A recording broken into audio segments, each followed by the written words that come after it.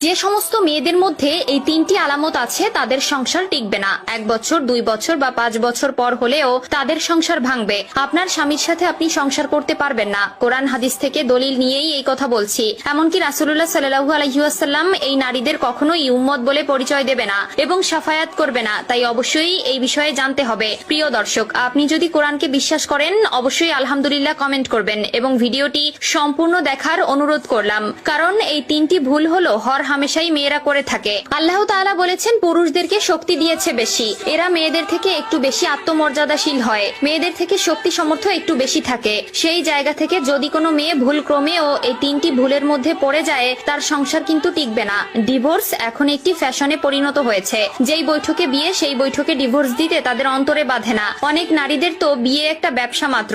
বেশি কথা না বলে আপনাদের জানিয়ে দিব নারীদের কোন তিনটি ভুল তার সংসার ভাঙার মূল কারিগর। 1 নম্বরে হচ্ছে অতিরিক্ত জেদ। প্রিয় দর্শক, অবশ্যই আপনারা মিলিয়ে নেবেন প্রত্যেকটি ডিভোর্সের পেছনে একটি সমস্যা থাকে। নারীদের অতিরিক্ত জেদের কারণে 10টি সংসারের মধ্যে 9টি সংসার ভেঙে যায়। অতিরিক্ত জেদ যে সকল মেয়েদের আছে ওই সকল মেয়েদের সংসার সহজে টিকবে না। আপনারা সমীকরণ মিলালে দেখতে পারবেন আগের সময়ে সংসার কখনোই ভাঙতো না। তারা ডিভোর্সকে জঘন্য বলে মনে করত। মোহরানার জন্য আজকাল বিয়ে ও ডিভোর্স ব্যবসায় পরিণত হয়েছে। সুতরাং সাবধান, অতিরিক্ত জেদ মেয়েদের জন্য ভালো কিছু নয়। 2 নম্বরে যে ভুলটি মেয়েরা সবসময় করে থাকে সেটি হলো স্বামীর সাথে তর্ক করা। পুরুষ কখনো তর্ক পছন্দ করে না। তারা চায় তারা যা বলবে তাদের স্ত্রী সেটাই শুনবে, তারা যেভাবে চালাবে সেভাবেই চলতে হবে। যদি কোনো মেয়ে স্বামীর সাথে তর্ক করে বেড়ায় বুঝতে হবে ওই মেয়ের সংসার কখনোই টিকবে না। আম্মাজান আয়েশা রাদিয়াল্লাহু তাআলা আনহু বিশ্বনবীর ব্যাপারে বলেছেন, রাসূলুল্লাহ সাল্লাল্লাহু আলাইহি ওয়াসাল্লামের কখন কি প্রয়োজন হতো সেটা তিনি বলার আগেই আমি বুঝে নিতাম। সুবহানাল্লাহ।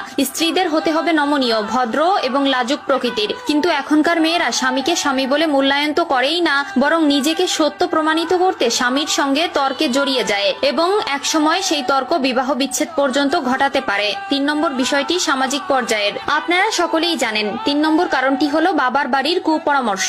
একটা মেয়ের জন্য বিয়ের পর সবথেকে বড় আপন হলো নিজের স্বামী, এরপরে আপনার বাবা মা। বিয়ের আগে আপনার বাবা মা আপনার সবথেকে আপন ছিল, সেটা সত্যি। কিন্তু বিয়ের পরে আপনার স্বামী আপনার পরিবারের আগে সবথেকে বেশি প্রায়োরিটি পাওয়ার যোগ্য।